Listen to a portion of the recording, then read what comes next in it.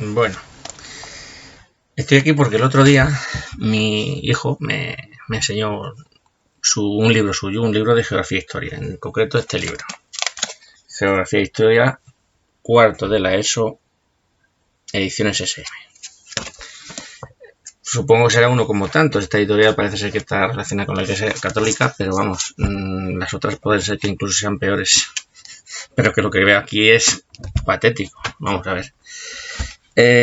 Tiene muchos temas y en otros vídeos comentaré otras cosas, pero la verdad es que es vergonzoso. Hablando de la proclamación de la Segunda República, la Constitución de 1931 te habla que es la primera Constitución democrática. Sin embargo, esto es en la página 150 y anteriormente te habla de la Constitución de Cádiz y te dice que es la primera Constitución liberal. No sé qué diferencia habrá entre una y otra. Pero bueno, es una contradicción menor. Después de decirte muchas cosas de esta Constitución, que eran unicamerales, que limitaba el derecho a propiedad, que se declaraba la libertad de culto, quemando iglesias desde el principio, y esto lo dice este libro, te dice un parrafito al final que es cojonudo. Dice, en consecuencia, la Constitución adoptó un tono reformista, que se inspiraba en las constituciones más avanzadas, como la mexicana, la rusa, es decir, la de la Unión Soviética, que es la que había entonces en 1931, o la alemana. Que considere este libro la Constitución soviética como una constitución avanzada, vamos a ver, es un régimen totalitario. La verdad es que tiene tantas cosas, tantísimas cosas. Pasamos a la página 152 del libro. Dice, del bienio reformista, dice, te habla de la cuestión territorial, que se aprobaron estatutos y tal y cual. Nada más proclamarse la República en el 31, declararon la independencia del Estado catalán y fueron a negociar con él, con el golpista que luego lo fusilaron. Bueno, con el golpista que había en aquel momento, el de Esquerra Republicana, y le ofrecieron una autonomía a cambio de que echase para atrás en la independencia. En la declaración de independencia, de momento aceptó.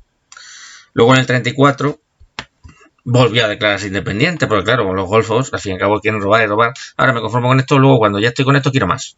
Entonces, bueno, le pasó eso. Dice, en muchos temas más había, dice religión. Dice, estamos hablando del bienio reformista de la Segunda República, del 31 al 33, que así como lo describen ellos, reformista. Dice la religión. Dice, el gobierno quiso reducir la influencia de la Iglesia Católica en la sociedad. Se expulsó a la Compañía de Jesús y se prohibió a las órdenes religiosas ejercer enseñanza. Es decir, dejaron por decreto a 1,5 millones de alumnos sin clase. No les importaban los alumnos, no les importaba la educación, lo único que les importaba era atacar la Iglesia. Pero que lo digan así, no que cuenten este cuento. Dice la agricultura. La reforma agraria. Dice, era la pieza fundamental de la política de izquierdas, que pretendía paliar la penosa situación de los trabajadores del campo. Entre otras muchas cosas, te empieza a hablar de que el reparto y tal y cual de las tierras estaban en grandes propietarios. Claro, el problema es que cuando tú lo analizas por separado, esto puede parecer algo lógico. El problema es cuando tú te vas a la página 90, que te habla del reinado de Isabel II y el sexenio democrático, y te habla de lo siguiente. Dice, se llevaron adelante un proyecto de desamortización que consistía en convertir en propiedad privada, la propiedad privada que tenían esos terratenientes en el 31, las tierras que habían pertenecido a la Iglesia y a los municipios.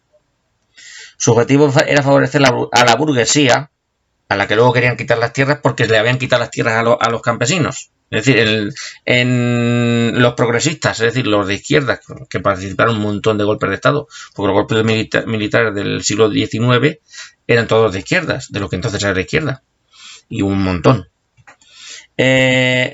Su objetivo era favorecer a la burguesía para que se hicieran con ellas y las capitalizaran. Hubo dos grandes episodios, que fueron la de Mendizábal y la de Madoz. Esto siempre se ha dicho, y aquí se explica exactamente igual, que era simplemente para quitar tierras a la iglesia. En realidad le quitaron 1,5 millones de tierras, de hectáreas a la iglesia y casi 5 millones a los municipios.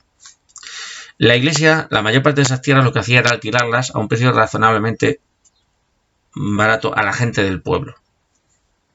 Y las que eran municipales, pues en el municipio acordaba cómo cada persona de ese municipio aprovechaba esas tierras, llevando sus ganados, aprovechando los diversos aprovechamientos que tenían de madera, de resina, de cualquier cosa que tenían esas tierras. Y aunque no eran propietarios a título privado, eran propietarios comunales como algo bueno. Entonces en este libro te ponen que eso era buenísimo porque había que dárselo, y luego después en otra página te dicen que había que quitar las tierras que esos progresistas de izquierdas, alabados por este libro, les habían quitado a la gente, a los pueblos y a los municipios. Porque hubo municipios que andaron más listos y cogieron y se desamortizaron ellos mismos. Y lo que hicieron fue repartir la tierra entre los habitantes del pueblo antes de que llegara un rico de la capital, de Madrid, de Barcelona, de Valencia, o de la capital de la provincia, o del pueblo de al lado, o del mismo pueblo, y se quedara con esas tierras por 4 perras. Y luego eso, claro, ¿qué crearon? Donde llegó un rico de esos y se quedó con eso, ¿qué crearon? Que el municipio entero se lo quedaba una persona sola. Y entonces aquí en el 31, claro, había que repartir esas tierras, pero se las has quitado y has alabado como bueno quitárselas. Cabrón. Y cabrón el escritor de este libro y el escritor de esta historia. Que claro, si los miras por separado y no tienes ni idea, le mientes a los niños. Bueno, podríamos seguir hablando muchísimas más cosas. Luego te habla del bienio radical cedista. Dice, en octubre del 34 la CEDA, que a pesar de su victoria se había mantenido en segundo plano, decidió entrar en el gobierno. No es que decidió entrar en el gobierno, ganó las elecciones. Y el presidente del gobierno no lo nombraba para ningún cargo. A pesar de que ellos sí querían, porque lo lógico es que tú no nombres a alguien que tenga mayoría en el Parlamento. Sin embargo, Alcalá Zamora no les dejaba gobernar, a pesar de haber ganado en la CEDA. La CEDA eran las derechas. Es decir, algo así como sería hoy el PP o Vox, una cosa así. Pero el presidente de la República nombraba a otro. Pues eso. No es que se hubieran mantenido en segundo plano, es que no lo dejaban. Y metieron algunos ministros. Dice otra buena cosa que tiene, dice, algunos líderes del PSOE, como Francisco Largo Caballero, que temían la creciente radicalización de la CEDA. Largo Caballero era conocido como el Lenin español, era del Partido Socialista, pero que el Partido Socialista entonces era exactamente igual que el Partido Comunista, lo único que no obedecía las directrices del Partido Comunista de la Unión Soviética.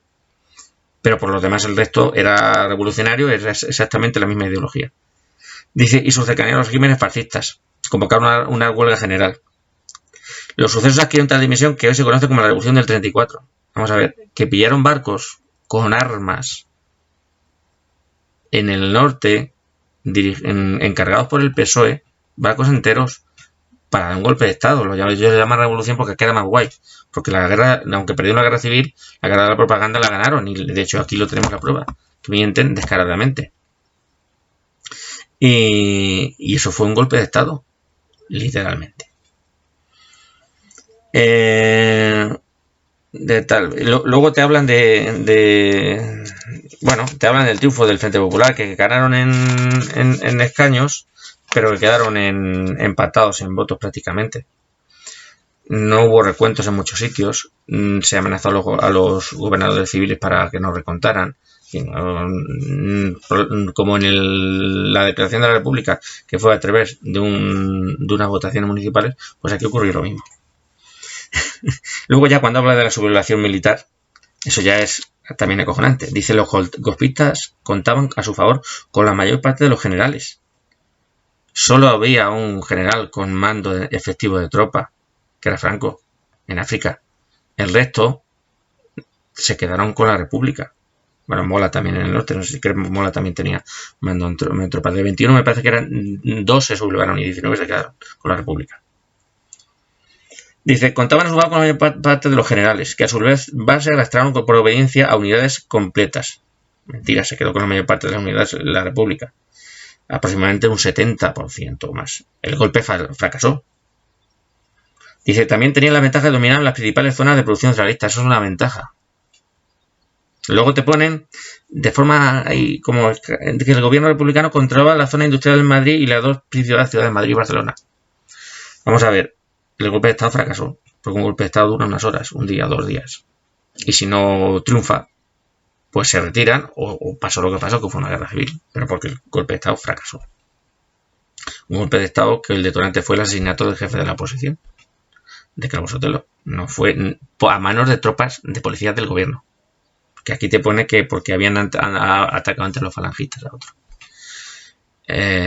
Bueno, por no alargar este tema más, la guerra civil, cuando estalló la guerra civil, el gobierno controlaba todas las zonas industriales, todo el norte de España.